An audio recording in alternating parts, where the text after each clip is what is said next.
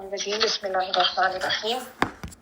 ہم نے کل آیت نمبر 26 آنورڈز کیا تھا، نیا رکوع سٹارٹ کیا تھا، جس میں اللہ تعالیٰ نے ہمیں یہ بتایا کہ اللہ تعالیٰ جو یہ سارے احکامات ہمیں دے رہے ہیں یہ کیوں دے رہے ہیں، کیونکہ اللہ تعالیٰ یہ چاہتے ہیں کہ تمہارے لیے سب چیزوں کو اچھی طرح سے واضح کر دیں. سارے احکامات کو کھول کھول کے بیان کیا جاتا ہے، اور اس لیے کہ تاکہ تمہیں رہنمائی ملے، تمہیں ہدایت کے راستے کا پتہ چلے. اور یہ ہدایت کا راستہ وہی ہے جو کہ تم سے پہلے لوگوں کو بھی دیا گیا تھا، یعنی تم اس چیز کو اپنے اوپر بوجھ نہ سمجھو. پہلے لوگوں پر بھی اس طرح کی پابندیاں تھیں، اور اس کی وجہ یہ بھی ہے کہ اللہ تعالیٰ تم پر مہربان ہونا چاہتے ہیں کہ تم دنیا اور آخرت دونوں کی کامیابی پا جاؤ، اور اللہ تعالیٰ تو علیم الحکیم ہے. پھر دوبارہ اس چیز کو ریپیٹ کیا کہ اللہ تعالیٰ تم پر مہربان ہونا چاہتے ہیں کہ تم پہ کہ کس طرح مہربانی کی تمہیں اچھائی برائی کی تمیز ہو جائے، غلط صحیح کا پتہ چل جائے، حق اور باطل کی پہچان ہو جائے.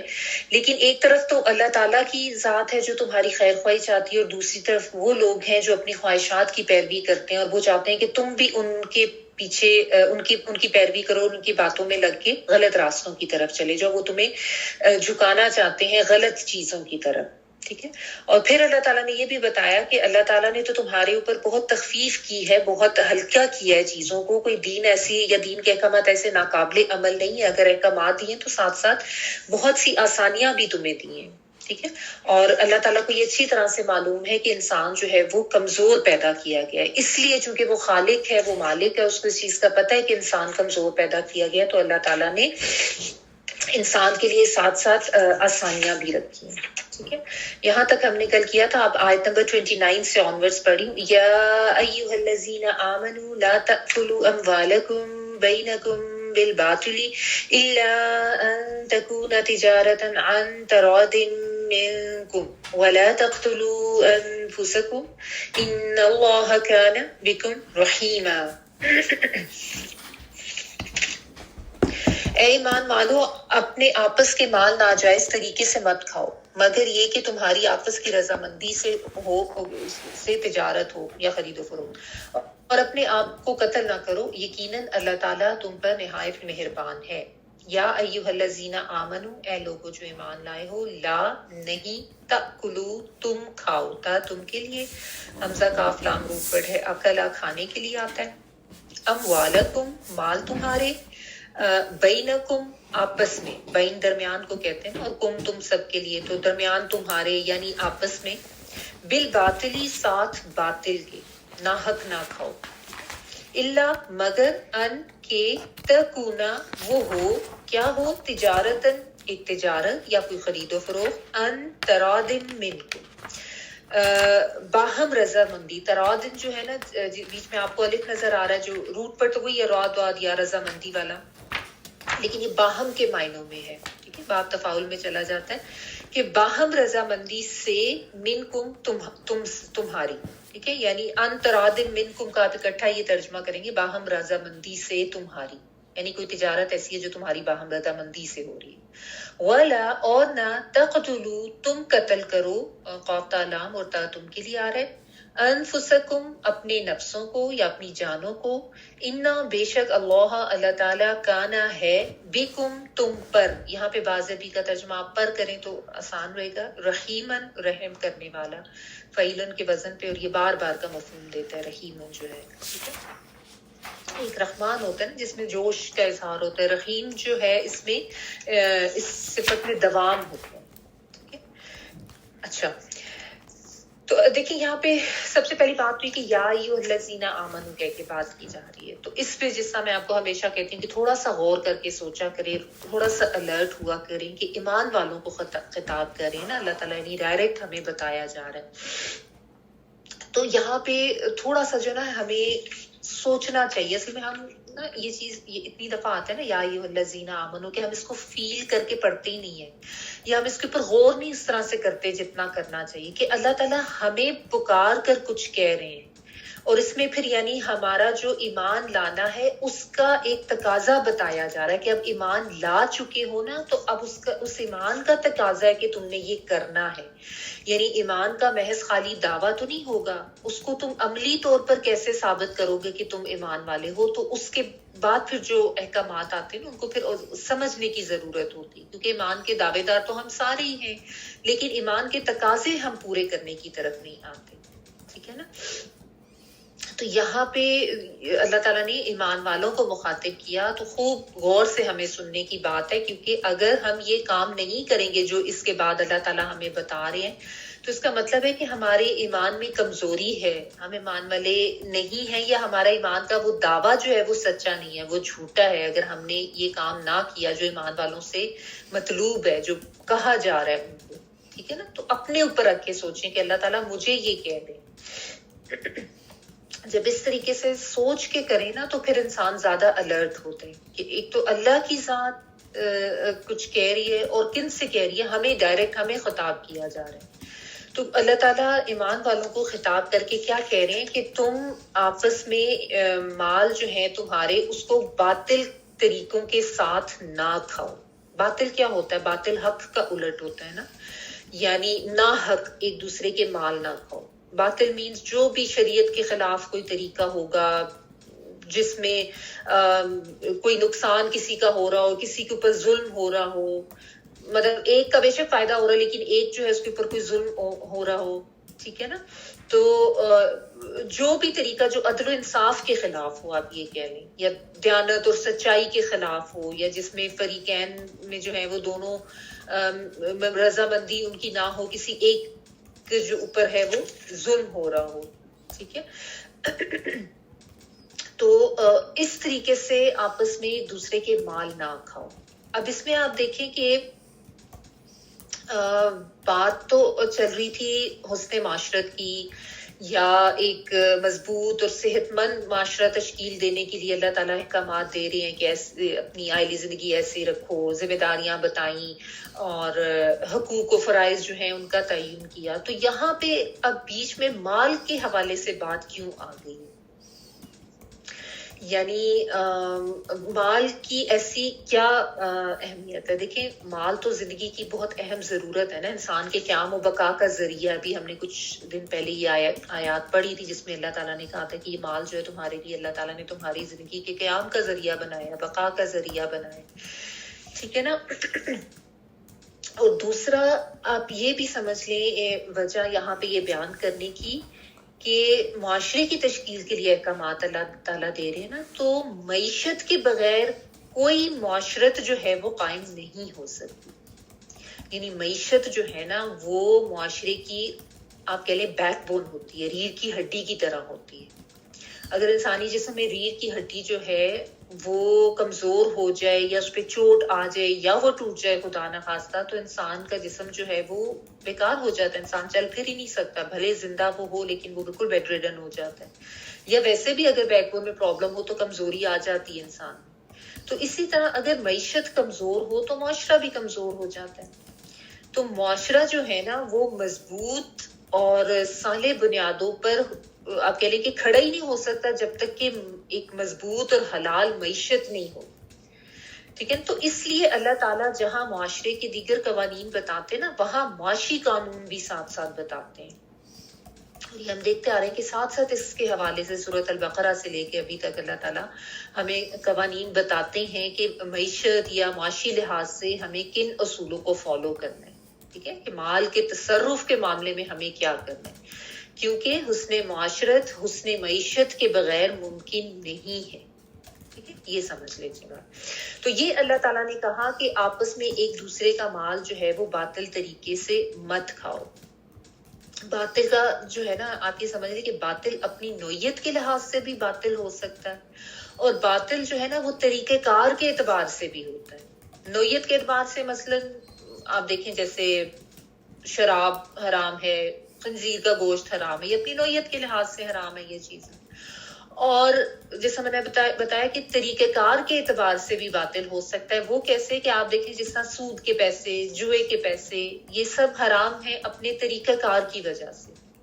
یعنی کہنے کا مطلب یہ کہ ہیں تو کرنسی نوٹ ہی نا جو آپ ویسے حلال طریقے سے بھی کماتے ہیں، لیکن ان کو حاصل کرنے کا جو طریقہ کار ہے ان کرنسی نوٹوں کا، وہ اس طریقہ کار میں ان کو باطل کرتی ہے. ٹھیک ہے نا. تو باطل جو ہے اپنی نوعیت کے لحاظ سے بھی ہو سکتا ہے اور اپنے طریقہ کار کے لحاظ سے بھی ہو سکتا ہے. تو پھر باطل طریقے سے مال کمانے میں کیا کیا چیزیں آ جاتی ہیں، اس کی بہت سی صورتیں آ جاتی ہیں، جیسے چوری کا مال، ڈاکہ ڈالا، کسی کے کوئی مال جو ہے اس کو غصب کر لیا، جیسے یتیموں کا مال، بیوہ کا مال، اس طریقے سے اس کو غصب کیا، جبرن یعنی ان سے لے لیا، کسی طرح سے مال میں کوئی غبن کیا ہے کسی نے، پھر سود سے کمایا ہوا مال، پھر لوٹ مار، یہ ساری وہ جو ہے نا طریقے ہیں باطل طریقے سے مال کمانے۔ اور اصل میں یہ بھی ذہن میں رکھیں کہ یہ جو یہود جو تھے نا مدینہ میں، ان میں یہ ناحق مال کھانا اور حرام کمانا یہ بہت زیادہ بیماری تھی ان کے، بہت زیادہ کامن تھا نا، اور مال کی کمائی کے حرام طریقے بہت زیادہ ان میں رائج تھے۔ سود وود انہوں نے آ کے سارا انٹروڈیوس کرایا تھا، بہت زیادہ ان کے تجارت میں یہ ہوتا تھا۔ تو اس طرح سود بھی، اور پھر لوٹ مار، راہزنی، ڈکیتی، یتیم اور بیواؤں کا مال کھانا، جوا، لاٹری، یا جس طرح لوگ جھوٹی قسمیں کھا کھا کر مال بیچتے ہیں، ٹھیک ہے، یا پھر کسی کو دھوکہ دے کے کوئی خراب چیز جو ہے اس کو اوپر اوپر سے ٹھیک کر کے اچھا کر کے بیچتے ہیں، ٹھیک ہے، کوئی ناجائز منافع لینا، یعنی بہت زیادہ ناجائز اس کے اوپر پروفٹ کمانا، یا پھر یہ بھی ہوتا ہے کہ لوگ کسی کی یا تو ضرورت سے فائدہ اٹھاتے ہیں یا کسی کی ناسمجھی سے فائدہ اٹھاتے ہیں اور اس طریقے سے مال کماتے ہیں، ٹھیک ہے۔ پھر ناپ تول میں کمی بیشی، یہ بھی اسی میں آ جاتا ہے باطل طریقے سے مال کمانا، ٹھیک ہے۔ ذخیرہ اندوزی کرنا، ملاوٹ کرنا، رشوت لینا، ظلم اور زیادتی کر کے دوسرے کا مال اس پہ قبضہ کر لینا، یا ایون وراثت میں جو تبدیلی جو لوگ کرتے ہیں اپنی مرضی سے دوسروں کا حصہ اپنے حصے میں شامل کر لیتے ہیں، جس طرح عموماً بہنوں کا حصہ جو ہے وہ نہیں ان کو دیا جاتا، خود لے لیا جاتا ہے، ٹھیک ہے۔ تو یہ بھی اس میں آ جاتا ہے باطل طریقے سے مال کمانا۔ اس کے علاوہ پھر حرام چیزوں کی خرید و فروخت، وہ بھی تو اسی میں آ جاتی نا، اس سے جو بھی کمائی ہوگی وہ حرام ہوگی۔ پھر کوئی حرام کاروبار کے لیے اپنا مکان یا اپنی دکان جو ہے وہ کرائے پہ دینا، یہ بھی اسی میں آتا ہے، کیونکہ انسان اس میں سد ذریعہ بن رہا ہوتا ہے نا۔ پھر اگر کوئی حکومتی کسی عہدے پہ ہے اور وہ کسی کے اوپر ظلم کر کے دوسروں کا مال لے رہا ہے، تو یہ بھی حرام طریقے سے مال کمانے میں آتا ہے، ٹھیک ہے۔ اور جس طرح یہ نصارہ کے جو یہ علماء کیا کرتے تھے کہ یہ کتابوں میں تحریف و تبدیل کر دیتے تھے، لوگوں سے پیسے لے کے ان کی مرضی کے فتوے دے دیتے، تو اس طرح کی جو کمائی ہوتی تھی یہ بھی حرام تھی، ٹھیک ہے۔ اور اس طرح کی آیت آپ نے سورۃ البقرہ میں بھی پڑھی تھی نا، لا تأکلوا اموالکم بینکم بالباطل، وہاں پہ بھی اسی طرح کی بات تھی۔ تو اللہ تعالیٰ ساتھ ساتھ یہ بتاتے ہیں کہ جو کمائی ہے تمہاری، جو تم نے ارننگ کرنی ہے، وہ باطل نہیں ہونی چاہیے، حرام طریقے سے نہیں ہونی چاہیے، کیونکہ باطل طریقے سے جب انسان مال کماتا ہے نا، یا ناحق کسی کا مال لیتا ہے یا کسی بھی طریقے سے حرام طریقے سے، تو اس کے پھر انسان کو نقصانات بہت ہوتے ہیں۔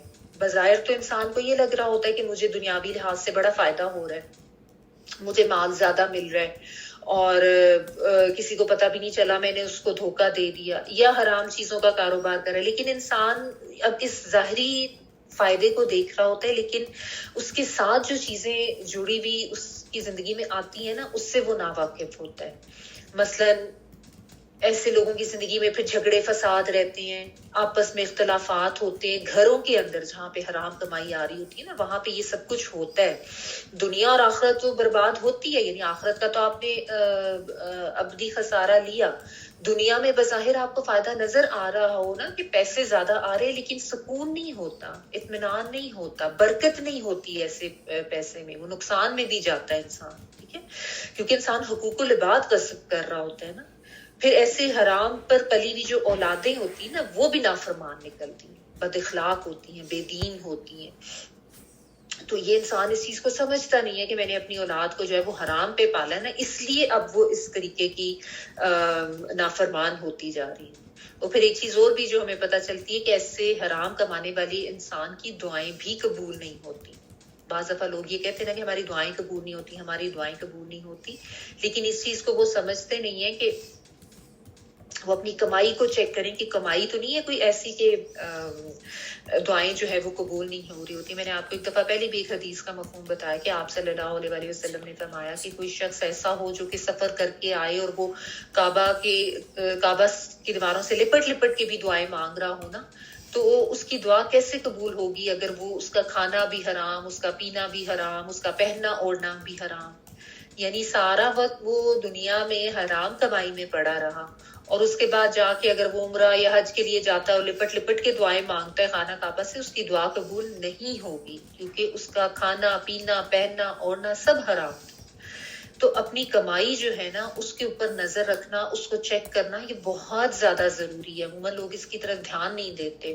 نمازیں بھی پڑھتے ہیں، روزے بھی رکھتے ہیں، اپنی طرف سے زکوٰۃ اور صدقہ بھی کر رہے ہوتے ہیں، لیکن جو کمائی کر رہے ہوتے ہیں نا اس کی طرف دھیان نہیں دے رہے ہوتے کہ اس کا جو طریقہ ہی غلط ہوتا ہے.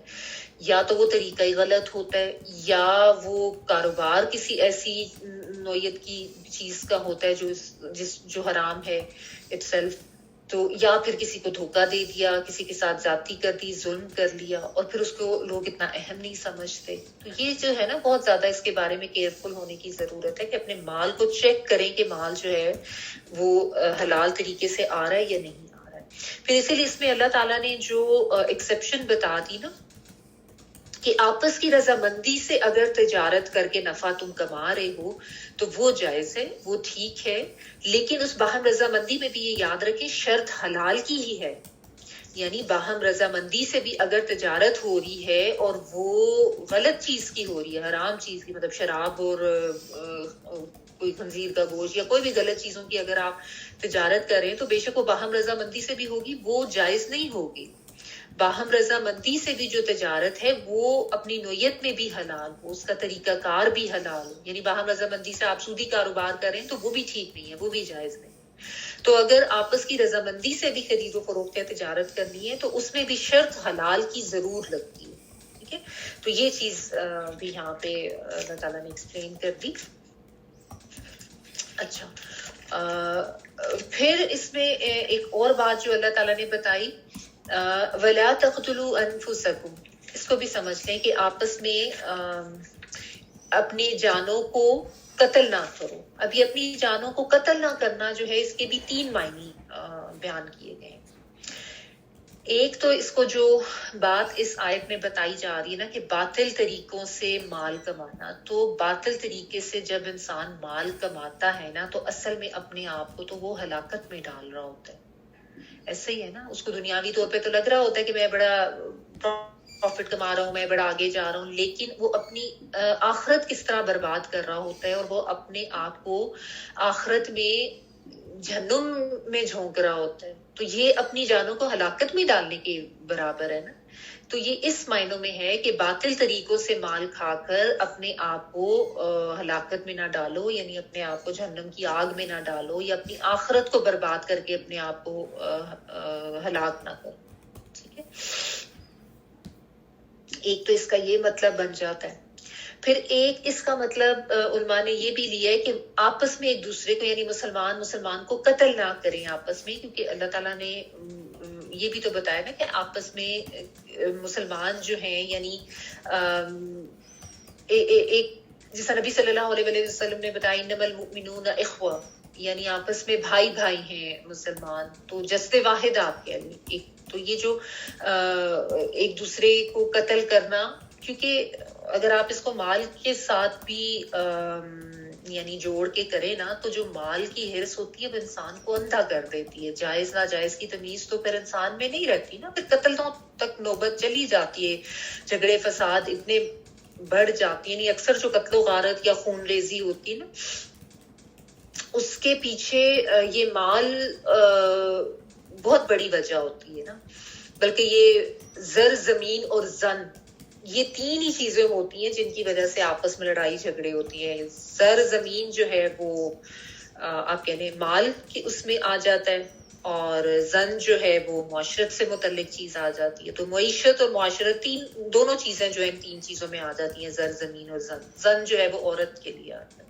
ٹھیک ہے، تو اللہ تعالیٰ نے جو ہے یہ منع کیا ہے کہ یہ ان چیزوں سے بچو. یعنی جان و مال کے تحفظ کے لیے اللہ تعالیٰ یہ احکامات دے رہے ہیں کہ اگر جب انسان باطل طریقے سے مال کماتا ہے نا تو جن معاشروں میں یہ چیز بہت زیادہ بڑھ جاتی ہے وہاں پہ پھر تباہی ہوتی ہے نا. وہ پھر کیا، وہ کوئی اچھا یا صحت مند معاشرہ تو نہیں ہوتا. اس میں تو پھر آپس میں لڑائیاں جھگڑے، قتل و غارت، ایک دوسرے کے حقوق غصب ہو رہے ہوتے ہیں. تو اس لیے ایک اس کا مطلب یہ بھی لیا گیا کہ آپس میں ایک دوسرے کو قتل نہ کرو. ٹھیک ہے، پھر اس کا ایک تیسرا مطلب جو ہے وہ خودکشی نہ کرو. یہ بھی علماء نے بعض علماء نے اس کا مطلب دیا، اور یہ بھی اس میں صحیح آتا ہے کہ جو یہ چیز ہے نا کہ ولا تقتلوا انفسکم، اپنی جانوں کو قتل نہ کرو، یعنی جس آپ سمجھ لیں کہ اپنی جان پر اس طریقے سے تصرف انسان کر لیتا ہے نا، تو یہ منع ہے، یہ گناہ کبیرہ میں سے ہے، بہت بڑا گناہ ہے، جہنم میں لے جانے والا، کہ انسان جو ہے وہ اپنی جان جو ہے وہ خود ہی لے لے، ٹھیک ہے۔ تو یہ خودکشی کرنا جو ہے اس سے بھی منع کیا گیا، یعنی اس معنوں میں بھی یہ آتا ہے، اور اس کے بارے میں بھی احادیث ہمیں ملتی ہیں، جس طرح ایک بخاری کی حدیث کا مفہوم ہے کہ جس نے کسی چیز کے ساتھ اپنے آپ کو قتل کیا تو اس چیز کے ساتھ روز قیامت اس کو عذاب دیا جائے گا، یعنی جو بھی آلہ یا جو بھی چیز اس نے یوز کی اسی کے ساتھ اس کو عذاب دیا جائے گا۔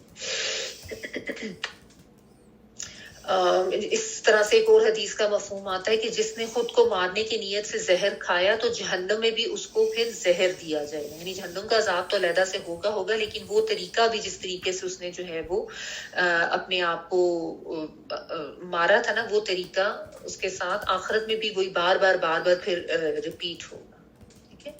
تو یہ بھی ایسی چیز ہے جو کہ حرام ہے، ظاہر ہے ہمارے دین میں اس کی اجازت نہیں ہے، تو اس سے بھی منع کر دیا۔ اور پھر دیکھیں اینڈ پہ جو بات اللہ تعالیٰ کہہ رہی ہے نا کہ ان اللہ کان بکم رحیما، کہ اللہ تعالیٰ کیوں تمہیں منع کر رہے ہیں اس غلط کاموں سے، غلط چیزوں کی طرف جانے سے، کیونکہ اللہ تعالیٰ تو بہت رحم کرنے والے ہیں، اللہ تعالیٰ تم کو ہلاکت سے بچانا چاہتے ہیں کہ تم اپنے آپ کو خام خواہ ہلاکت میں نہ ڈالو، اپنے آپ کا نقصان نہ کرو، غلط راستے پر نہ چلے جاؤ۔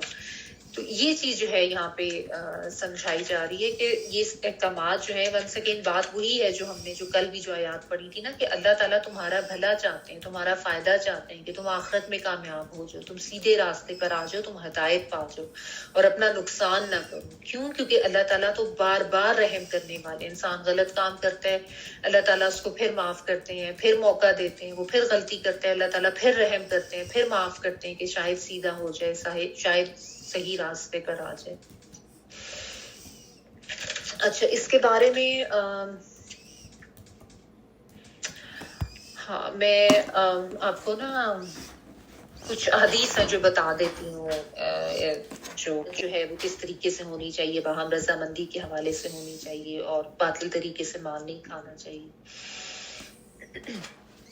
حضرت ابو ہریرہ رضی اللہ تعالیٰ عنہ سے روایت ہے، یہ جامع ترمذی میں ہے کہ بائع اور مشتری صرف اس حال میں جدا ہوں کہ وہ ایک دوسرے سے راضی ہوں۔ بائع کہتے ہیں بیچنے والا، بے الف حمزہ اور عین، اور مشتری خریدنے والا، ٹھیک ہے، کہ وہ اس طریقے سے ایک دوسرے سے جدا ہوں کہ وہ ایک دوسرے سے راضی ہوں، یعنی ایسا سودا نہ ہو جس میں آپس میں جو ہے وہ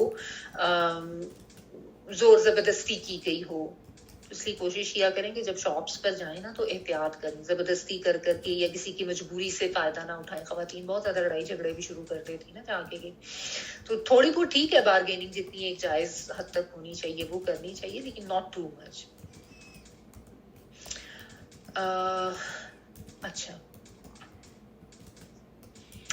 پھر ایک یہ ہے کہ بیچنے والا اور خریدنے والا دونوں سودے کو پورا کرنے یا فسخ کرنے کا اس وقت تک اختیار رکھتے ہیں جب تک وہ جدا نہ ہو، سوائے بے خیار کی۔ بے کہتے ہیں یعنی تجارت، و خیار کا مطلب یہ ہوتا ہے کہ جس میں پہلے سے طے شدہ جو شرط ہوتی ہے نا کہ لوٹا سکتے ہیں، جیسا یہاں پہ ریٹرن ایکسچینج پالیسی ہے نا، اس کو بے خیار آپ کہتے ہیں، ٹھیک ہے۔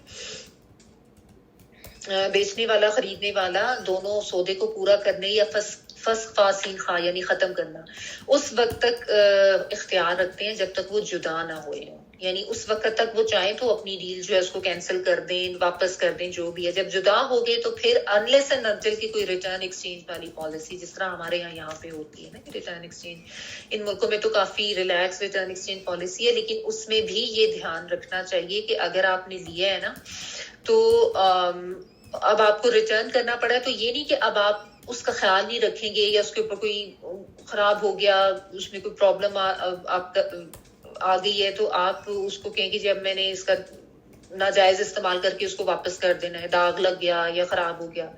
تو ایسے نہیں کرنا. اگر کسی جگہ سے آپ کو یہ سہولت مل رہی ہے تو اس کا آپ نے بھی ناجائز فائدہ نہیں اٹھانا. اور جس طرح بعض لوگ یہ کرتے ہیں نا کہ خریدتے ہی اس نیت سے ہیں کہ ابھی لے لیا اور اس کو پہن بھی لیا, یوز بھی کر لیا, بعد میں جا کے اس کو واپس کر لیں گے, یعنی اپنا کوئی ایک آدھ اوکیزن جو ہے وہ بس گزارنا تھا تو اس طریقے سے کر لیا اور بعد میں اس کو ریٹرن کر دیں. کیونکہ یہاں پہ ریٹرن ایکسچینج تو کر لیتے ہیں وہ اسٹورز والے, اسپیشلی جو بڑے اسٹورز والے ہیں وہ تو 3 مہینے کی بھی ان کی ریٹرن پالیسیز ہیں اور اینی ٹائم بھی آپ ریٹرن کر سکتے ہیں, زیادہ لمبی ریٹرن پالیسی. لیکن اس کا مطلب یہ نہیں ہے کہ جو خریدنے والا ہے وہ اس سہولت کا ناجائز فائدہ اٹھائے اور وہ یہ کرے کہ میں خریدتا ہی اس نیت سے ہوں کہ اپنا بس اپنا یہ ایک گزار لیتا ہوں ٹیگ ریموو کر کے اور بعد میں پھر جو ہے وہ جا کے ان کو ریٹرن کر دوں گا کوئی بھی ریزن بتا کے کہ مجھے اچھا نہیں لگا یا مجھے پورا نہیں ہے. That is wrong. یہ نہیں کر سکتے. یہ ہر چیز میں انسان کو یاد رکھنا چاہیے نا کہ اللہ تعالیٰ تو دیکھ رہے ہیں, اللہ تعالیٰ کی نظر سے تو کوئی نہیں چھپ سکتا. ہاں اگر آپ جس طرح وہ آپ کو یہ سہولت دے رہے ہیں کہ بھئی آپ ایکسچینج کر سکتے ہیں کہ اگر آپ فرض کریں آپ بچے کے لیے لے رہے ہیں, آپ کو نہیں پتا کہ اس کو پورا آتا ہے یا نہیں آتا, یا اس کو پسند آتا ہے یا نہیں آتا, یا اپنے لیے بھی آپ کو you not sure about the size, آپ اس کو گھر جا کے جو ہے وہ دیکھ رہے ہیں کہ سائز, تو اس میں بھی بہت احتیاط کریں کہ وہ اس کو بس چیک کریں اور اسی وقت آپ جو ہے اس کو پھر رکھ دیں اگر آپ کو وہ ٹھیک نہیں لگ رہا. یعنی ناجائز جو ہے وہ کسی طرح سے نہیں ہونا چاہیے. اچھا, پھر ناجائز مال کمانے کے حوالے سے ایک صحیح مسلم میں ہے کہ حدیث کا مفہوم کہ جو شخص قسم کھا کر کسی مسلمان کا حق مار لیتا ہے اللہ تعالیٰ اس کے لیے دوزخ واجب کر لیتا ہے اور جنت اس کے لیے حرام ہو جاتی ہے. تو کسی نے پوچھا کہ اگرچہ یہ حق تلفی بالکل معمولی سی ہو تو آپ صلی اللہ علیہ وسلم نے فرمایا کہ اگرچہ وہ پیلو کے درخت کی ایک شاخ ہی کیوں نہ ہو. یہ میں نے آپ کو پہلے بھی حدیث بتائی تھی غالباً سورۃ البقرہ میں. وہ مسواک کے لیے وہ شاخ جو ہے نا پیلو کے درخت کی یوز ہوتی تھی. یعنی اتنی معمولی سی بھی اگر بات ہوگی نا تو یہ اپنے اوپر جہنم کو واجب کر لینے والی بات ہے اور اپنے آپ کو جنت سے دور کرنے والی بات ہے کہ اگر کس قسم کھا کے کسی کا حق مار لینا. اور یہ آپ دیکھیں کتنا زیادہ تجارت و بزنس میں لوگ یہ کرتے ہیں نا, قسمیں کھا کھا کے دکاندار بھی کہ یہ تو بڑا زبردست ہے, ایسے ہے ویسے ہے, وہ بعد میں انسان جب خرید لیتا ہے اس کو پتہ چلتا ہے کہ اس کے اندر کوئی پرابلم ہوتی ہے. اچھا, پھر ایک اور سنن نسائی میں آتی ہے حدیث, اس کا مفہوم ہے کہ اللہ تعالیٰ 4 قسم کے آدمیوں سے دشمنی رکھتا ہے. ایک وہ جو قسمیں کھا کر سودا بازی کرتا ہو, دوسرا محتاج جو اکڑ باز ہو, اور تیسرا بوڑھے زانی سے, چوتھا ظلم کرنے والے حاکم سے. اس میں جو ہمارے ٹاپک سے ریلیٹڈ ہے وہ یہی ہے کہ قسمیں کھا کر سودا بازی کرتا ہو, سے مراد یہ کہ جھوٹی قسمیں کھا کھا کے نا کہ اتنی تو خرید بھی نہیں تھی, یا یہ کہ تو بہت ہی زبردست ہے, اور قسم کھا کھا کے اللہ کی اس پہ یقین دلانا کہ بالکل یہ ہے ایسے اور ویسے, اور وہ چیز ویسی نہ ہو, جو کہ بہت کامن. ٹھیک ہے, تو ایسے لوگوں سے اللہ تعالیٰ جو ہے وہ ایسے آدمیوں سے دشمنی رکھتے ہیں. اچھا, پھر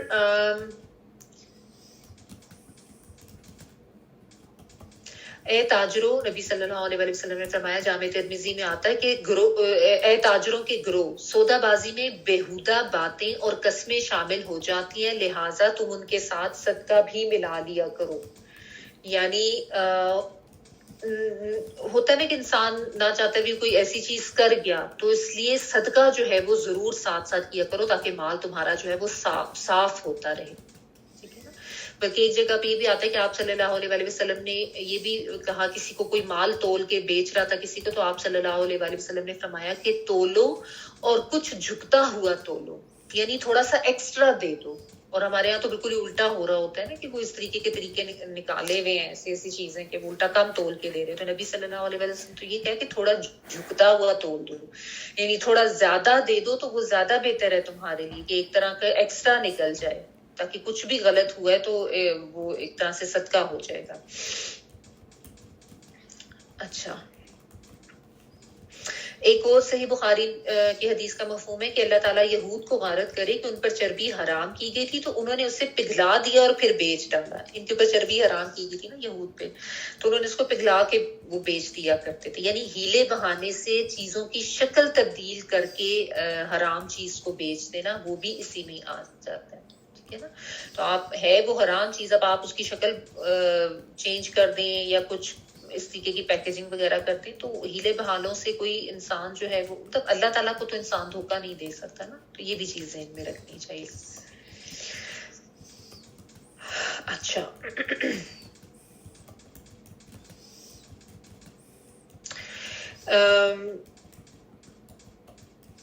پھر حضرت ابو مسعود انصاری سے روایت ہے کہ آپ نے کتے کی قیمت، فاحشہ کی کمائی اور نجومی کی اجرت سے منع فرمایا ہے. ٹھیک ہے. پھر ایک ہے کہ آپ صلی اللہ علیہ وآلہ وسلم نے فرمایا میں بھی ایک آدمی ہوں، تم میرے سامنے جھگڑا لے کر آتے ہو. کبھی ایسا ہوتا ہے کہ ایک شخص اپنی دلیل دوسرے کی نسبت زیادہ اچھی طرح سے بیان کر لیتا ہے اور میں جو سنتا ہوں اسی پر فیصلہ کر دیتا ہوں. تو اگر میں کسی کو اس کے بھائی کا حق دلا دوں تو وہ ہرگز نہ لے کہ میں اسے آگ کا ٹکڑا دلا دوں. یہ نبی صلی اللہ علیہ وآلہ وسلم نے اپنے بارے میں فرمایا کہ مجھے تم آ کے اس طریقے سے دلائل دیتے ہو. ظاہر نبی صلی اللہ علیہ وآلہ وسلم تو جو ظاہری طور پر نظر آ رہا ہے اس کے اوپر فیصلہ کریں گے. تو اس لیے لوگوں کی یہ بھی تربیت اخلاقی کی جا رہی ہے کہ کوئی اس طریقے کے غلط جھوٹی قسمیں کھا کے یا جھوٹے دلائل لے کے فیصلہ اپنے حق میں نہ کرائے، کیونکہ وہ مال نہیں لے رہا، وہ جہنم کا ٹکڑا، آگ کا ٹکڑا لے رہا ہے. ٹھیک ہے. اچھا پھر یہ کہ بازار میں غلہ لانے والے کو رزق ملتا ہے اور ذخیرہ اندوزی کرنے والا ملعون ہے. سنن ابن ماجہ میں آتا ہے. یعنی جو آرٹیفیشل شارٹیج کر دی جاتی ہے نا، پھر اس کے بعد مہنگائی میں کی جاتی ہے، مہنگے کر کر کے بیچا جاتا ہے، تو ایسے لوگوں پر لعنت کی گئی ہے. جبکہ جو غلہ لاتا ہے اس کو رزق ملتا ہے. ٹھیک ہے. ایک اور آتا ہے کہ حدیث کا مفہوم کہ یہ بھی ابن ماجہ میں یہ ہے کہ جس شخص نے اپنی عیب دار چیز عیب بتلائے بغیر بیچی وہ ہمیشہ کے غضب میں رہے گا اور فرشتے اس پر لعنت کرتے رہیں گے. استغفر اللہ.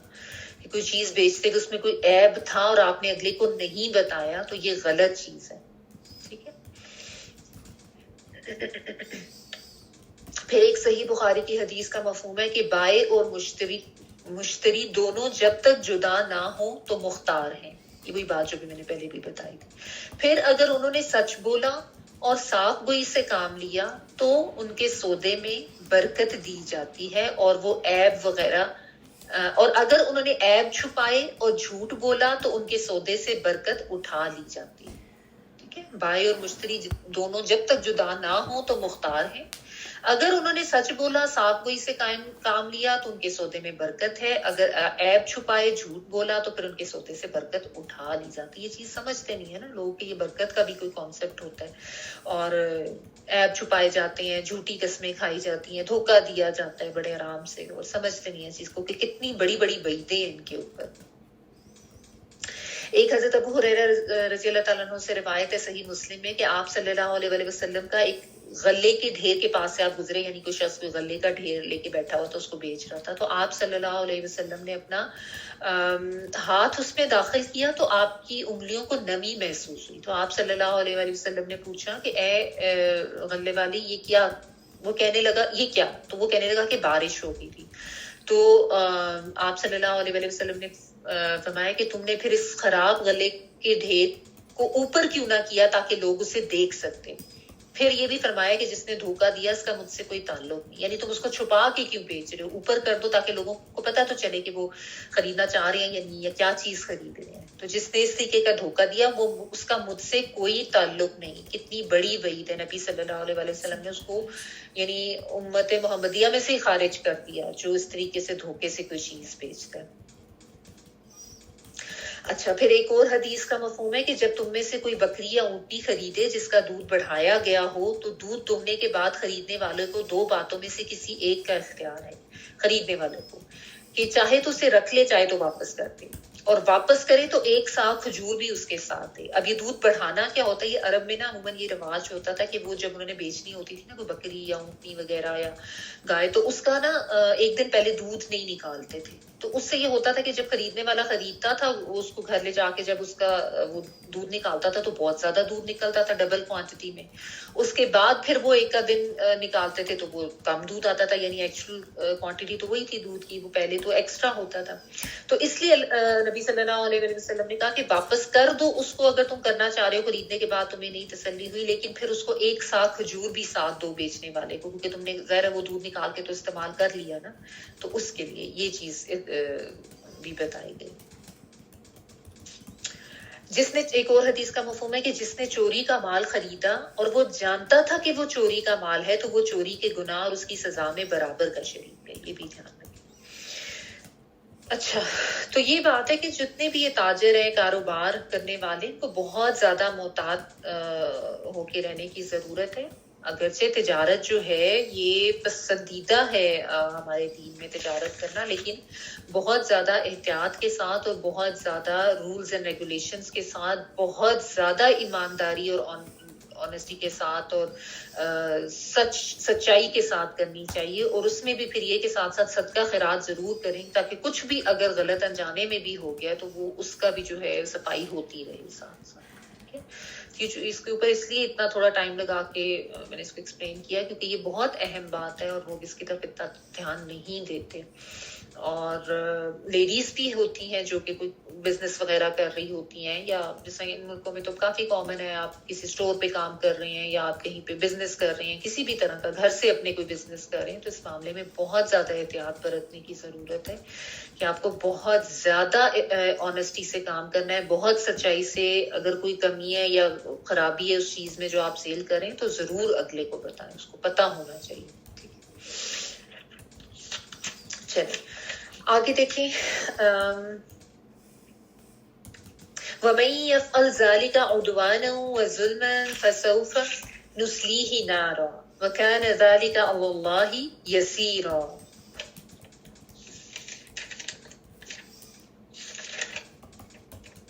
اور جو شخص یہ سرکشی اور ظلم سے کرے گا، یعنی یہ سارے کام جو تھے نافرمانیاں، ذالکہ سے یہ مراد ہے، اور جو شخص یہ سرکشی اور ظلم کے ساتھ کرے گا تو عنقریب ہم اس کو آگ میں داخل کریں گے، اور اللہ پر تو یہ بہت آسان ہے. وَمَن، اور جو کوئی، یفعل وہ کرے گا، یا آتائن والا وہ کے معنوں میں، فاعل نام کچھ بھی کرنا فعل ہے. ذالکہ یہ سے مراد وہ کام جن کا ذکر آیا نا، ناحق مال کھانا، خود کو ہلاکت میں ڈالنا، قتل کرنا، جتنے بھی غلط کام، ویسے تو اس میں سب چیزیں ہی آ جاتی ہیں. عدوانن یہ ادوف سے ہے، عین دال باؤ، ادوف دشمن کو کہتے ہیں، اور عدوانن مطلب زیادتی کرنا، کیونکہ دشمن بھی زیادتی کرتا ہے نا، حدود کراس کرنا. وظلمن اور ظلم سے. فسوف جو عنقریب کے لیے آتا ہے، تو عنقریب نصلیہ ہم داخل کریں گے اس کو. یہ سواد لام یہ جو ہے یہ داخل کرنا، اور یہ آگ میں داخل کرنے کے لیے، جہنم یا جلنے کے معنوں میں اسی کے لیے آتا ہے. اور آگے نارن کا ورڈ بھی آ گیا آگ میں، تو نصلیہ نون جو ہے وہ آتا ہے والا ہم کے معنی میں، ہم داخل کریں گے اس کو نارن آگ میں. وکانا اور ہے ذالکہ یہ، یعنی یہ سزا دینا، علی اللہ اوپر اللہ کے، یسیرا یسر سے ہے، یسر کہتے ہیں آسانی کو، یہ سین را اللہ تعالیٰ کے لیے یہ کرنا بہت آسان ہے. اب ساتھ میں دیکھیں اللہ تعالیٰ نے وعید بھی بتا دی، سزا بھی بتا دی کہ جو کوئی یہ کرے گا، باطل طریقے سے مال کماتا ہے، قتل و غارت کرتا ہے، یا اور اس میں ویسے تو بات پچھلے اگر کانٹیکسٹ سے آپ دیکھیں تو یہی چیزیں آتی ہیں نا، کہ غلط تجارت کرنا، غلط طریقے سے مال کمانا، اپنے نفسوں کو ہلاکت میں ڈالنا، لیکن اس میں باقی تمام احکامات کی نافرمانی بھی آ جاتی ہے. اور یہ حضرت ابن عباس رضی اللہ تعالیٰ عنہ سے مروی، انہوں نے بتایا تھا کہ اس میں ذالکہ سے مراد جو ہے وہ تمام احکامات کی نافرمانی ہے. اور کس طرح کی نافرمانی؟ جو جانتے بوجھتے انسان کرتے ہیں. حضرت ابن عباس رضی اللہ تعالیٰ عنہ جو ہے نا، ان کی بات یا ان کی طرف سے جو بات بتائی جاتی ہے، ایکسپلینیشن آتی ہے، وہ اس لیے زیادہ ویٹیج رکھتی ہے کہ نبی صلی اللہ علیہ وسلم نے ان کے بارے میں دعا اسپیشلی اللہم فقہہ فی الدین، کہ یا اللہ اس کو دین کا فہم عطا کرے. اور ان کے بارے میں اسپیشلی یہ تھا کہ وہ بہت زیادہ بہترین تفسیر ان سے ثابت ہے قرآن مجید کی. تو انہوں نے کہا تھا کہ ذالکہ سے مراد یہاں پہ تمام احکامات کی نافرمانی آ جاتی ہے.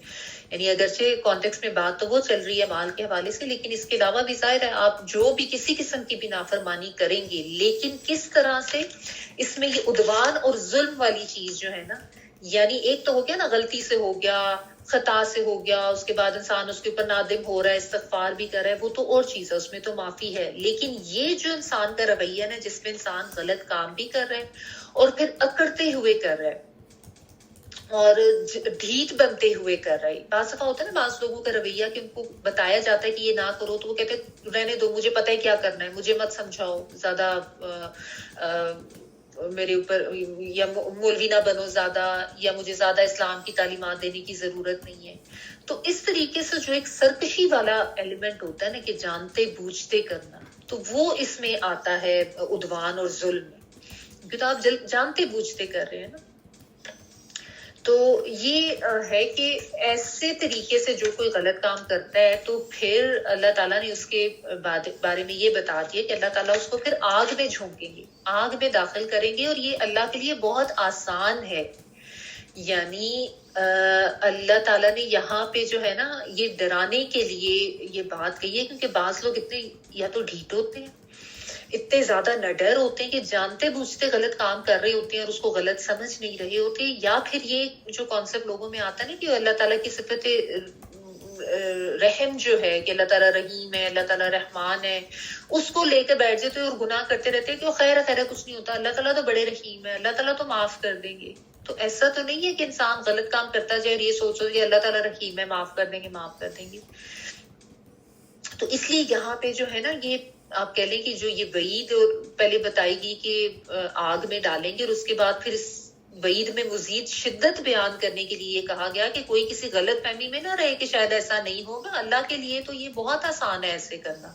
یعنی کوئی یہ کہ میں تو نمازیں پڑھتا ہوں اور میں تو روزے بھی رکھتا ہوں اور میں تو عمرے حج بھی کر کر کے آیا ہوں, اور پیچھے کمائی ساری حرام کی ہے, لوگوں پہ ظلم کر کر کے کمائی کی ہوئی ہے, تو وہ یہ نہ سمجھے کہ اس کو جو ہے وہ جہنم میں نہیں ڈالا جائے گا. تو اللہ تعالیٰ نے وعید بھی بتائی اور پھر اس کی شدت بیان کرنے کے لیے یا لوگوں کو اچھی طرح سے سمجھانے کے لیے یہ بتا دیا کہ اللہ تعالیٰ کے لیے کرنا کچھ بھی مشکل نہیں ہے. جو بھی یہ ظلم کرے گا, جو بھی کوئی زیادتی کرے گا, کسی طریقے سے حکم کی نافرمانی کرے گا, وہ اللہ تعالیٰ کے اگر قانون میں آ گیا تو پھر عدل و انصاف کا تقاضا یہی ہے کہ وہ سزا پائے گا اپنی. تو یہ ڈرایا جا رہا بیسیکلی کہ معصیت کے ارادے سے جو گناہ کرے گا نا جانتے بوجھتے, تو وہ پھر اس کا وبال بھگتے گا. اچھا آگے دیکھیں, ان تجتنبوا کبائر ما تنهون عنه نكفر عنكم سیئاتکم وندخلکم مدخلا کریما. اگر تم ان بڑے گناہوں سے بچتے رہو گے جن سے تم کو منع کیا جاتا رہے تو ہم تمہارے چھوٹے گناہ دور کر دیں گے اور عزت کی جگہ میں داخل کریں گے. ان اگر تجتنبو تم بچو گے یا تم اجتناب کرو گے, اجتناب کا ورڈ تو پتہ ہے نا اردو میں, جیم نون اور با اس کا ورڈ ہے تجنب کرنا, کہ اگر تم اجتناب کرو گے, شروع میں تا جو ہے وہ تم والا ہے اور پھر جیم نون اور با اس کا روٹ ورڈ ہے, ٹھیک ہے, اجتناب کرنا. اگر تم اجتناب کرو گے کبیرہ گناہوں سے, کبائر سے مراد ہے بڑے بڑے گناہ, گناہ کبیرہ جن کو کہتے ہیں, ان کی بھی ڈیٹیل دیتے ہیں. ماں جو تنہونا تم روکے جاتے ہو, یہ مضارع مجہول ہے, روکے جاتے ہو, نہیں کا ورڈ ہوتا ہے نا نون ہا یا نہیں روکنا سے, تو تا تم کے لیے, تنہونا تم روکے جاتے ہو, انہو اس سے, نکفر ہم دور کر دیں گے, کافارہ اور پھر تشدید کے ساتھ آ گیا تو دور کر دیں گے. کافارہ جو ہے بیسیکلی یہ چھپانے کے معنوں میں آتا ہے,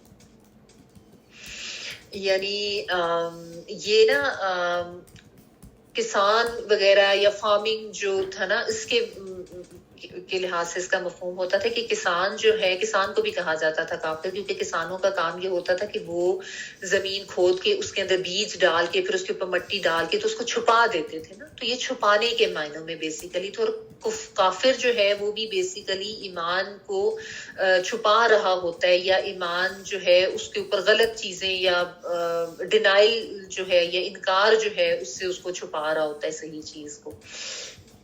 اور نکفر جو ہے, کفرا یکفرو, یہ دور کر دینا, ہٹا دینا, اور نون جو ہے وہ ہم کے معنوں میں, تو ہم دور کر دیں گے انکم تم سے, سیئاتکم برائیاں تمہاری, یہ سین واو اور حمزہ اس کا روٹ ورڈ ہے. سیئات جو ہے یہاں پہ اس سے مراد صغیرہ گناہ ہوں گے, کیوں, کیونکہ اوپر کبائر کا ذکر آ گیا نا, تو ویسے تو اس سے مراد گناہ یا برائی یا اس سے مراد تکلیف بھی ہوتی ہے، ٹھیک ہے. لیکن چونکہ کبائر کے ساتھ یہ ورڈ آ گیا تو علماء اس کے بارے میں کہتے ہیں کہ کبائر سے مراد کبیرہ گناہ، تو یہاں پہ سیئات سے مراد جو ہے وہ صغیرہ گناہ ہوں گے. ٹھیک ہے. تو ویسے تو سیئات میں ہر طرح کی برائی ہے، گناہ اگر ان جنرل ہم دیکھیں تو وہ سو جو ہے برائی کے لیے آتا ہے، تکلیف کے لیے بھی آتا ہے. وہ اور ندخلکم ہم داخل کریں گے تم کو، نون ہم کے لیے، داخلام داخل کرنا، کم تم سب کو، مدخلن مدخلم جو ہے اسم ظرف مکان ہے، داخل کرنے کی جگہ، کریمن جو ہے کرم سے ہے، کاف را میم عزت والی، تکریم والی کہتے ہیں اس طرح سے. اچھا یہاں پہ اب آپ دیکھیں کہ ایک عام حکم سب کو دیا جا رہا ہے کہ تم بڑے گناہوں سے بچ جاؤ، چھوٹے گناہ جو ہے وہ میں تمہارے معاف کر دوں گا. سبحان اللہ. دیکھیں اللہ تعالیٰ کتنا زبردست پیکج دے رہے ہیں نا کہ تم بڑے بڑے گناہوں سے بچ جاؤ تو چھوٹے گناہ میں تمہارے ویسے ہی معاف کر دوں گا. اور ایک جو ہے جیسا میں نے آپ کو بتایا کہ سو جو ہے وہ تکلیف یا مصیبت اس معنوں میں بھی آتا ہے، تو بعض علماء نے یہ بھی لیا ہے کہ تم بڑے گناہوں سے بچو تو میں تمہاری مصیبتیں جو ہیں وہ تم سے دور کر دوں. لیکن زیادہ تر نے یہی لیا کہ یہ کبائر گناہ اور صغیرہ گناہ اس سے مراد کہ اللہ تعالیٰ نے یہاں پر نا آپ کہہ دیں کہ ایک اصول بتا دیا، یعنی ایک خوشخبری آپ کہہ دیں دے دی ہے کہ تم بڑے بڑے گناہوں سے خود کو بچاؤ تو چھوٹے چھوٹے گناہ میں تمہارے ویسے ہی معاف کر دوں. ٹھیک ہے. اور اس کے ساتھ اللہ تعالیٰ نے ایک اور بھی اچھی بات بتا دی، ایک نوید دے دی، خوشخبری دے دی کہ میں تمہیں ایک بہت عزت و تکریم والی جگہ میں داخل کروں گا. اور وہ کیا ہوگی عزت و تکریم والی جگہ؟ ظاہر جنت میں داخلے کی یہاں پہ نوید سنائی جا رہی ہے نا. تو اللہ تعالیٰ نے یہاں پہ یہ دو باتیں بتا دی کہ کبائر سے تم بچو، کبیرہ گناہوں سے، تو میں تمہاری برائیاں بھی تم سے دور کر دوں گا اور تمہیں عزت و تکریم والی جگہ میں بھی داخل کر دوں گا. اب یہاں پہ پھر یہ سمجھ لینا چاہیے نا کہ کبیرہ گناہ کون سے ہوتے تاکہ ہمیں پتہ ہو نا. تو کبیرہ گناہ وہ ہوتے ہیں جن پر کوئی نص موجود ہوتی ہے، نون صاد نص، یعنی کوئی قرآن کی ورڈنگ، اس کے اوپر کوئی آیت ہمیں ملتی ہو یا اس کے بارے میں کوئی مستند حدیث ہمیں ملتی ہو جس میں بتایا گیا ہو، کوئی وعید سنائی گئی ہو. ٹھیک ہے. تو وہ گناہ جن کے لیے اللہ تعالیٰ اور اس کے رسول نے کوئی شرعی حد مقرر کی ہے، یعنی جن کے اوپر جو ہے نا کوئی حد جاری کی ہے، جیسا زنا ہے، چوری ہے، قتل ہے، ان کے بارے میں حدود آپ پڑھ چکے ہیں. چوری کے حوالے سے بھی ہے، زنا کے حوالے سے بھی ہے، قتل کے حوالے سے بھی ہے، یا ایون زنا کی تہمت کے بارے میں بھی آپ کو بھی میں نے بتایا تھا ریسنٹلی کہ اس پہ بھی حد جاری کی گئی ہے. تو ایسی سب چیزیں جن کے اوپر کوئی حد جاری کی گئی ہے نا، یا ان کے اوپر کوئی بھی ایسی کوئی آیت یا حدیث ہمیں ملتی ہے، کوئی نص اس پہ وہ موجود ہے، تو وہ گناہ کبیرہ میں آتے ہیں. ٹھیک ہے. پھر ایسے گناہ بھی جن کے کرنے پر اللہ تعالیٰ کی طرف سے، رسول صلی اللہ علیہ وآلہ وسلم کی طرف سے یا فرشتوں اور انسانوں کی لعنت کی گئی ہے. ایسے بھی بعض ہمیں گناہوں کا بتایا گیا کہ اس پہ اللہ کی بھی لعنت، اور فرشتوں کی بھی لعنت، اور لوگوں کی بھی لعنت. تو یہ جو ہے ایسے بھی جو گناہ ہے وہ گناہ کبیرہ میں ہی آتے ہیں. ٹھیک ہے.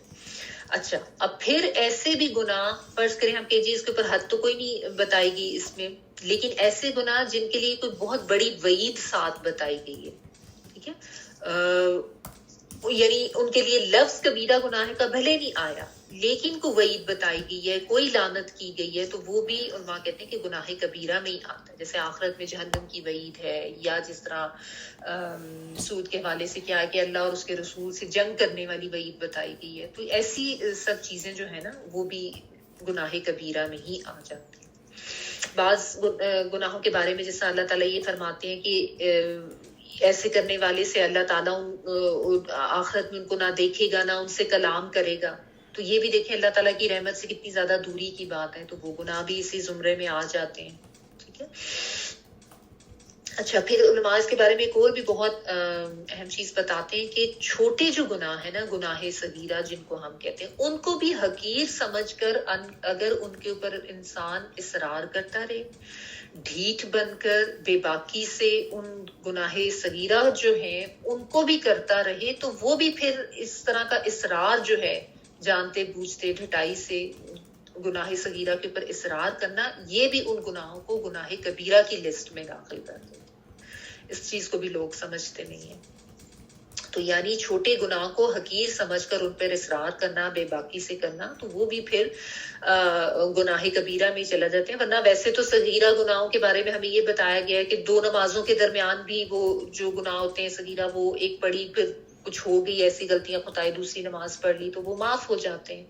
یہ حدیث سے ہمیں پتہ چلتا ہے نا. اسی طرح ایک جمعے سے دوسرے جمعے کے دوران جو گناہ ہوتے ہیں، ایک رمضان سے دوسرے رمضان کے دوران وہ معاف ہو جاتے ہیں. اس طرح کے گناہ اگر اس نے وہ کام بھی کیا، یعنی نماز پڑھی ہے اور پھر دوسری بھی پڑھی ہے تو اس کے دوران، لیکن وہ صغیرہ گناہ ہوتے ہیں. لیکن اگر کوئی ایسے صغیرہ گناہ ہے جن پہ وہ ڈھیٹ بن کے جانتے بوجھتے اصرار کیے جا رہا ہے تو وہ بھی پھر کبیرہ گناہوں میں چلے جاتے ہیں. اور کبیرہ گناہوں کے لیے کہ بہت زیادہ یعنی انسان کو خود سے استغفار باقاعدہ نیت کے ساتھ کرنا پڑتا ہے. یعنی کبیرہ گناہ تو ایسے ہیں نا جو اللہ تعالیٰ نے کہا کہ میں ویسے ہی تمہارے معاف کر دوں گا، یا جس طرح حدیث سے ہمیں یہ پتہ چلتا ہے کہ ایک نماز سے دوسری نماز کے دوران یا دیگر جو چیزیں میں نے ابھی بتائی ہیں تو اس طریقے سے بھی. لیکن جو کبیرہ گناہ ہے نا ان پہ اسپیشلی انسان کو جو ہے وہ استغفار کرنا پڑتا ہے نیت کے ساتھ، اور پراپر جو استغفار کی شرائط ہے ان کے ساتھ. اچھا، پھر اکبر الکبائر نبی صلی اللہ علیہ وسلم نے کہا ہے 2 گناہوں کو اکبر الکبائر، کبائر میں سے بھی اور ان کی بھی اوپر کی کیٹیگری آپ لے لیں. اس میں ایک تو شرک آ جاتا ہے، اللہ تعالیٰ کے ساتھ شرک کرنا، اور دوسرا جو ہے نا والدین کی نافرمانی یا ان سے بدسلوکی کرنا. یہ دونوں چیزیں اس میں آ جاتی ہیں. ٹھیک ہے. اچھا، تو اب اس آیت سے کوئی یہ بھی نہ سمجھ لے کہ یہ سوچ کر گناہ صغیرہ کیے جاؤ کہ خیر ہے میں کبیرہ تو نہیں کر رہا تو میں جو ہوں یہ کر لیتا ہوں تو اس کی خیر ہے، یہ تو ویسے ہی معاف ہو جائیں گے. یہ نہیں ہے. یہ تو یہ ہے نا کہ انسان کو کچھ پتہ نہیں چلا، بہت سی چیزیں ایسی انسان سے سرزد ہو رہی ہوتی ہیں، تو اس معاملے میں یہ کہا گیا ہے. ٹھیک ہے. اچھا، پھر ایک یہ بھی ہے کہ فرائض کا بغیر شرعی عذر کے جان بوجھ کے ان کو چھوڑ دینا، یہ بھی کبائر میں ہی آتا ہے، کبیرہ گناہوں میں ہی آتا ہے. میں ابھی آپ کو نا ایک ڈیٹیل دوبارہ سے لسٹ بتا دیتی ہوں تاکہ آپ بشک نوٹ کر لیں ساتھ ساتھ کہ کبیرہ گناہ کون کون سے ہوتے ہیں. کیونکہ دیکھیں نا عموماً ہم یہی سمجھتے ہیں نا کہ صرف قتل کرنا کبیرہ گناہ ہے، شرک کرنا کبیرہ گناہوں میں آتا ہے. لیکن ابھی آپ یہ ذرا لسٹ دیکھیں نا تو آپ کو پتہ چل جائے گا کہ کبیرہ گناہوں میں تو بہت سی چیزیں آ جاتی ہیں. ایک تو یہ کہ اللہ تعالیٰ کے ساتھ شرک کرنا، جس میں شرک اکبر شرک اصغر دونوں کیٹیگریز آتی تھی. شرک اکبر یعنی اللہ تعالیٰ کے ساتھ کسی اور کو شرک کرنا، اس کی عبادت کرنا. اور شرک اصغر یہ ہوتا ہے کہ لوگوں کو دکھانے کے لیے کوئی بھی عبادت کرنا یا نیک اعمال کرنا، یعنی ریاکاری آپ جس کو کہیں. ورنہ مطلب کرنی تو اللہ کے لیے چاہیے نا، تو لوگوں کے لیے جو کرتا ہے وہ شرک اصغر میں آ جاتا ہے، وہ بھی اسی میں آ جاتا ہے. اچھا، ایک اس کے بارے میں حدیث بھی ہے کہ نبی صلی اللہ علیہ وسلم نے فرمایا کہ جس دن اللہ تعالیٰ اپنے بندوں کو ان کے اعمال کا بدلہ دیں گے نا، یعنی آخرت کے دن کے حوالے سے بات ہو رہی ہے، تو ریاکاروں سے فرمائیں گے کہ تم اب ان لوگوں کی طرف جاؤ جن کو تم دنیا میں اپنے اعمال دکھلایا کرتے تھے، اور دیکھو کہ کیا تمہیں ان کے پاس سے کوئی بدلہ ملتا ہے. کہ اگر تم نے ان کو دکھانے کے لیے نیک کام کیا تھا تو اس کا صلہ تو تمہیں دنیا میں مل گیا، اب جاؤ اب وہ تمہیں کوئی دے سکتے ہیں بدلہ. تو جو بھی نیک کام کرنا ہے نا وہ اللہ تعالیٰ کے لیے کرنا ہے، جو بھی عبادت بھی کرنی ہے اللہ کے لیے کرنا ہے. اچھا، تو ایک شرک کرنا، اور پھر ایک جیسا میں نے آپ کو بتایا کہ والدین کی نافرمانی، یا والدین کی نافرمانی صرف اس صورت میں ہے کہ اگر وہ آپ کو اللہ کے حکم کے اگینسٹ لے کے جا رہے ہیں کسی بھی حوالے سے، یا ان کے ساتھ بدسلوکی کرنا، وہ بھی اسی کیٹیگری میں آ جائے. اچھا، پھر کیا ہے نمبر 2، کسی کو ناحق قتل کرنا، یہ بھی کبیرہ گناہوں میں سے ہے. جادو کرنا یا کروانا، یہ بھی کبیرہ گناہوں میں سے ہے. پھر فرائض کو جان بوجھ کے ترک کر دینا بغیر کوئی اس کے عذر کی نا، یعنی جس طرح کوئی ویسے ہی روزے نہیں رکھ رہا، کوئی شرعی عذر اس پہ تھا ہی نہیں، یا جس طرح بعض لوگ جان بوجھ کر فرض نماز چھوڑ دیتے ہیں، یہ بھی کبیرہ گناہوں میں سے. کیونکہ نبی صلی اللہ علیہ وسلم نے اس کے اوپر بھی بہت سی احادیث ہمیں ملتی ہیں نا کہ بندے مسلمان اور کافر کے درمیان نماز چھوڑنے کا ہی فرق ہے، یعنی تمیز ہی جو ہے وہ نماز کی وجہ سے ہوتی ہے. اچھا، پھر زکوٰۃ نہ ادا کرنا، یہ بھی کبائر میں سے ہے. اور بلا عذر شرعی رمضان کے روزے نہ رکھنا.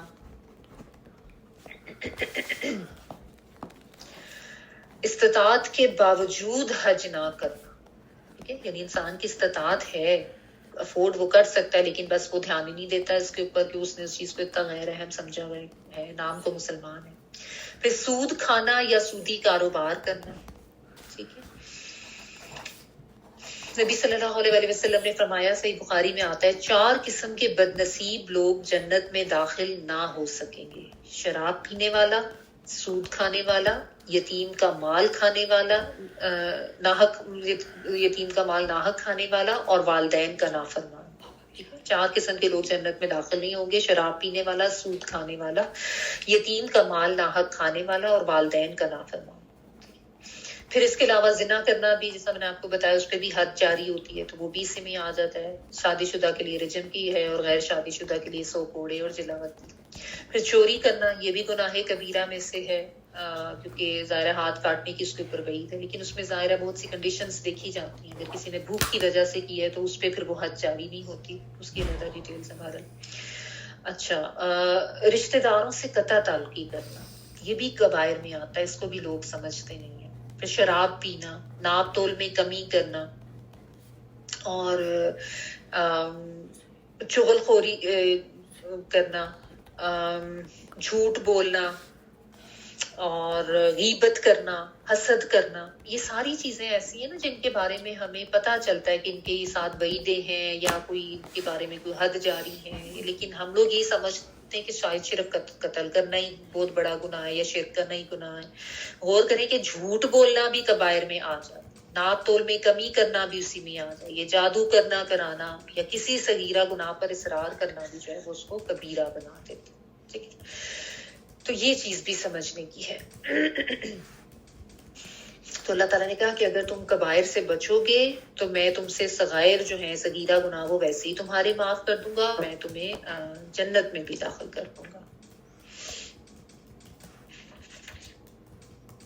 اچھا، آگے دیکھیں، وَلَا تَتَمَنَّوْا مَا فَضَّلَ اللَّهُ بِهِ بَعْضَكُمْ عَلَى بَعْضٍ لِلرِّجَالِ نَصِيبٌ مِّمَّا اكْتَسَبُوا وَلِلنِّسَاءِ نَصِيبٌ مِّمَّا اكْتَسَبْنَ وَاسْأَلُوا اللَّهَ مِن فَضْلِهِ إِنَّ اللَّهَ كَانَ بِكُلِّ شَيْءٍ عَلِيمًا۔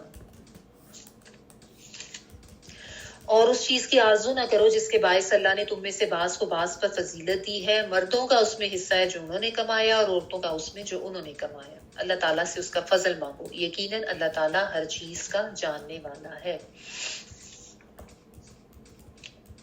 وَلَا، اور نہ، تَتَمَنَّوْا، نہ تم تمنا کرو۔ پہلا تا تم کے لیے، دوسرا تا تمنا کا ورڈ کا ہے، اس کا روٹ ورڈ ہوتا ہے میم، نون اور یا۔ امنیہ جو ہے نا، یہ آرزو، خواہشات، اور بالعموم یہ جھوٹی خواہشات کے لیے آتا ہے، ٹھیک ہے؟ ماں، جو، فضلا، فضیلت دی، اللہ نے، بھی، ساتھ اس کے، بعدکم، بعض کو تم میں سے، علا، بعد، اوپر بعض کے، للرجالی، لیے مردوں کے، راجیم لام، یہ رجل جو ہے مرد کے لیے آتا ہے، لیے مردوں کے، نصیب، نصیب کہتے ہیں حصہ، نون صاد با، ایک فکس حصہ جو ہوتا ہے اس کے لیے آتا ہے، حصہ ہے، مما، اس میں سے، جو اکتسبو، انہوں نے کسب کیا، انہوں نے کمایا، کاف سین با، کسب کمائی کو کہتے ہیں نا۔ وللنسائی، اور لیے عورتوں کے، نصیبم، ایک حصہ ہے، مما، اس میں سے، جو اکتسبن، جو انہوں نے، عورتوں نے کمایا، یہ نون جو ہے نا نون نسواں کے لیے آتا ہے۔ وَاسْأَلُوا، اور سوال کرو یا مانگو، اللہ تعالیٰ سے، من فضلہ، اس کے فضل میں سے، ان اللہ، بے شک اللہ تعالیٰ، کانا ہے، بکل شیء علیما، ساتھ ہر چیز کے خوب علم رکھنے والا۔ یہ بھی بہت اہم آیت ہے، اور اس کے شان نزول میں یہ بتایا جاتا ہے کہ ایک دفعہ حضرت ام سلمہ رضی اللہ تعالیٰ عنہ جو ہے، انہوں نے یہ پوچھا تھا کہ مرد جو ہیں وہ جہاد میں بھی شامل ہوتے ہیں، پھر ان کو شہادت کا رتبہ بھی ملتا ہے، اور تو میراث میں بھی ان کا حصہ زیادہ ہے، تو ہمارا جو ہے وہ، یعنی ہم تو پیچھے رہ گئے، ہمارے ریوارڈ میں کمی آ جائے گی۔ تو اس کے جواب میں پھر اللہ تعالیٰ نے یہ آیات نازل کی تھی، ٹھیک ہے؟ تو اللہ تعالیٰ نے یہ فرمایا کہ کوئی جو اللہ تعالیٰ کی طرف سے فضیلت دی گئی ہے نا کسی ایک کو کسی دوسرے کے اوپر، اس کی تمنا نہ کرو۔ یعنی اللہ تعالیٰ نے جب اس دنیا میں ایک جنس مردوں کی بنائی، ایک جنس عورت کی بنائی، تو ظاہر ہے ان میں فرق بھی رکھا ہے مختلف لحاظ سے، اور یہ اللہ تعالیٰ کی اپنی تقسیم ہے۔ چاہے آپ مرد اور عورت کے لحاظ سے دیکھیں کہ کچھ لحاظ سے مردوں کو فضیلت دی تو کچھ لحاظ سے عورتوں کو دی، یا ویسے آپس میں آپ دیکھیں کہ اللہ تعالیٰ نے تمام جو انسان بنائے ہیں سب کی زندگی ایک جیسی تو نہیں رکھی. کسی کے پاس مال زیادہ ہے, کسی کے پاس کم ہے, شکل صورت کسی کی زیادہ اچھی ہے, کسی کی ایوریج ہے, کسی کی بالکل کم ہے, رنگ قد کاٹ آپ دیکھیں, کوئی گورا ہے, کوئی کالا ہے, کوئی براؤن ہے, کوئی طاقتور ہے, کوئی بیمار ہے, کسی کی صحت اچھی نہیں, کسی کے علم زیادہ ہے.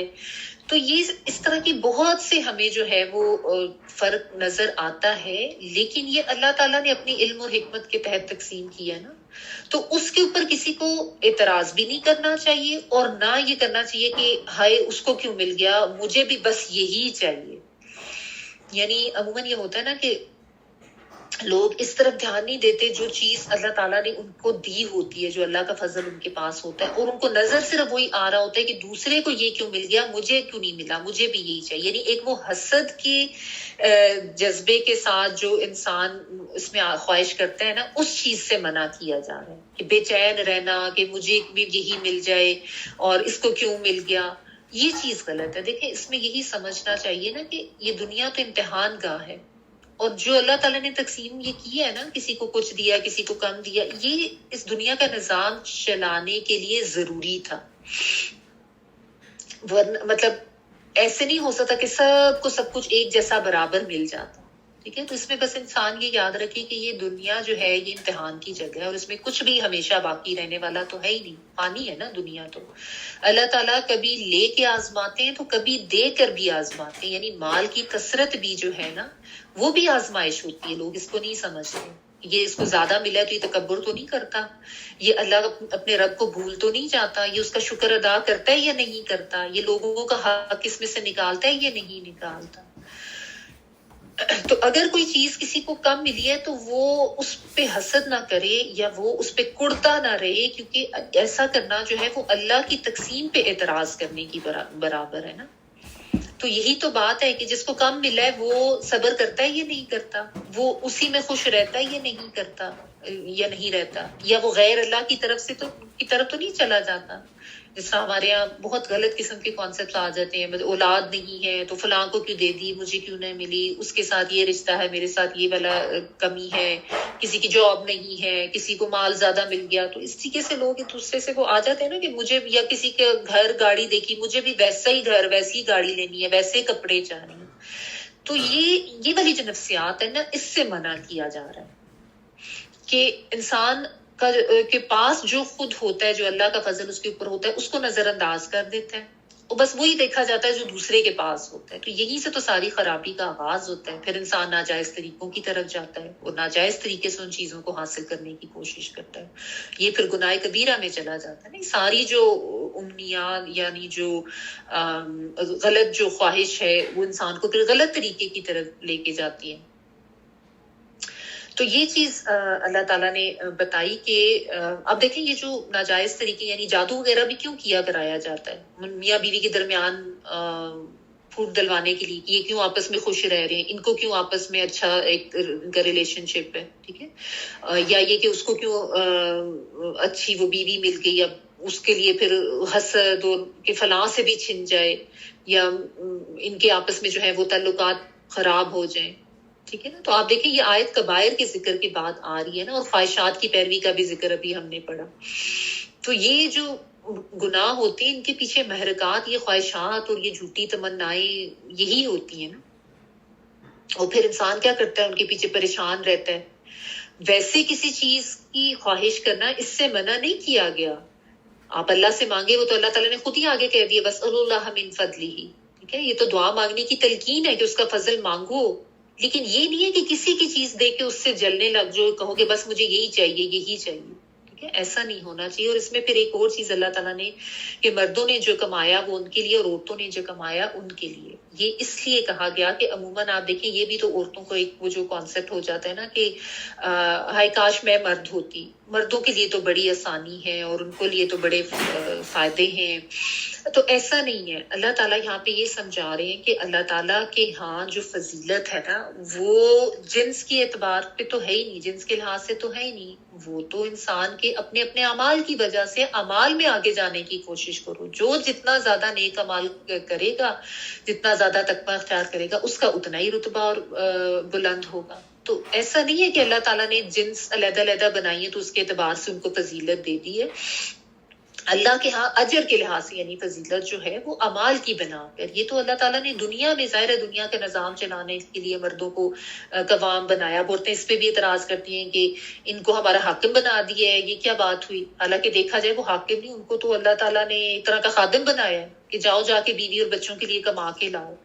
پھر عورتیں کہتی ہیں ہمارا حصہ کیوں وراثت میں آدھا رکھا ہے, تو آپ پہ تو کمائی کی بھی ذمہ داری نہیں ڈالی گئی. تو اگر مفتے کا آپ کو پھر بھی وراثت میں حصہ مل رہا ہے تو اس پہ اعتراض تو نہیں کرنا چاہیے نا. سورۃ آل عمران میں بھی للرجال علیہم درجہ پڑھا تھا تو اس میں بھی یہ تفصیل سے ہم نے دیکھا تھا. تو اس طرح کی سوچ رکھ کے اس پہ جلنا کڑنا یہ غلط ہے. اللہ تعالیٰ کے ہاں تقوی کی بنا پر, نیک اعمال کی بنا پر, اپنی اپنی کوشش کی بنا پر درجات ملیں گے. ٹھیک ہے, تو اپنے پاس جو ہے نا اس کے اوپر مطمئن رہو اور اسی میں خیر میں آگے جانے کی کوشش کرو. ٹھیک ہے, اصل مقام اصل بڑائی اپنے اعمال کی وجہ سے ہوگی, تو جنس کی بنیاد پر نہیں ہے. یا یہ نہیں ہے کہ کسی کو کوئی زیادہ مل گیا تو شاید وہ اس کا رتبہ اللہ کے ہاں زیادہ ہے.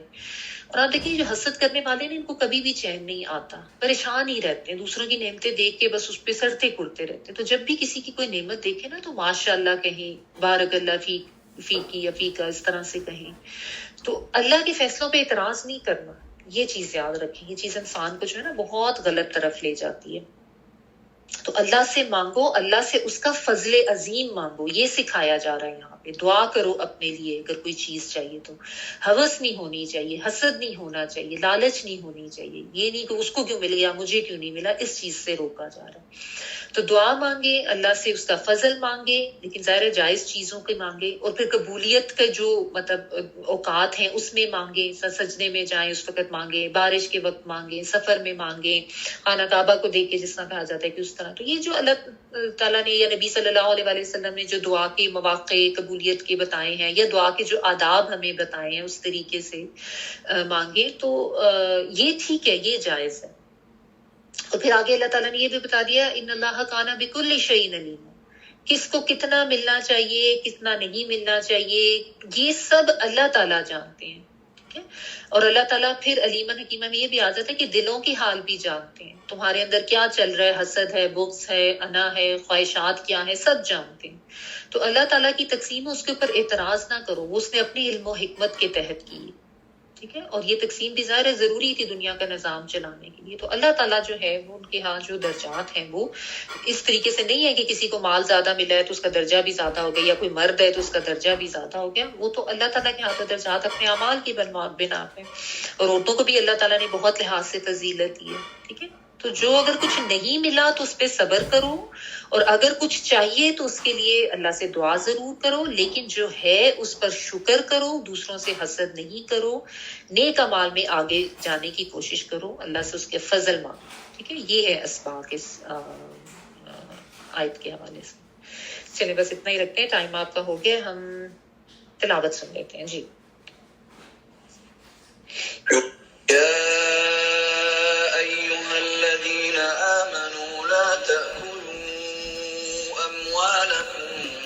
بينكم بالباطل إلا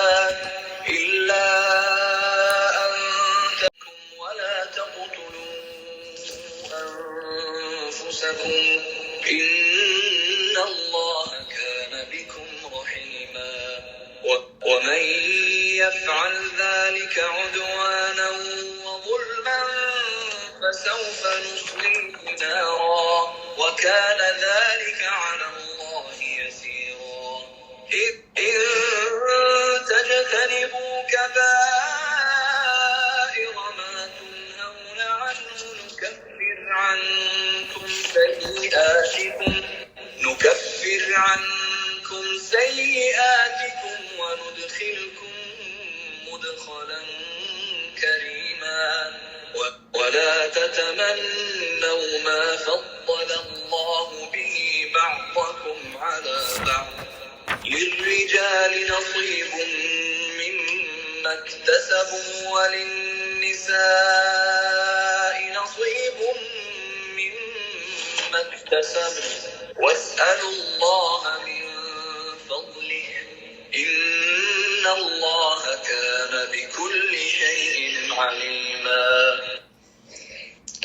سبحان سبحانك اللهم وبحمدك نشهد ان لا اله الا انت نستغفرك ونتوب اليك سبحان ربك رب العزة عما يصفون وسلام على المرسلين والحمد لله رب العالمين. بارك الله لي ولكم في القرآن العظيم ونفعني وإياكم بالآيات وذكر الحكيم. دعا کر لیتا ہوں.